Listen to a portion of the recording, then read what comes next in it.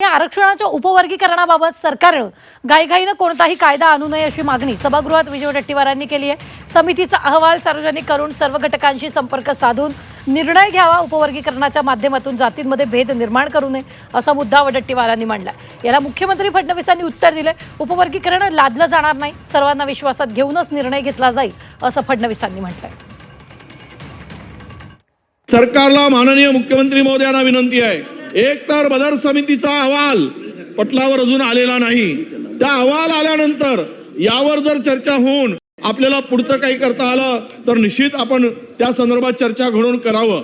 पण आज याला अशा प्रकारचं कुठलंही बिल आणून ह्या समाजामध्ये 58 जातीमध्ये बौद्ध आणि बौद्धोत्तर अशा प्रकारचा भेदभाव करून या दलित समाजाला एकमेकांच्या पुढे आणणं हे गैर होईल।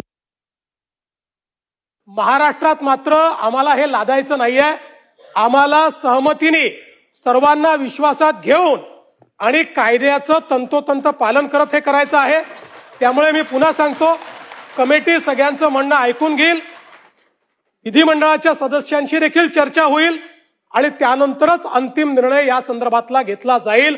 कोणीही गृहीतिकांच्या आधारावर, अफवांच्या आधारावर या ठिकाणी कुठलंही मत बनवणं हे योग्य होणार नाही।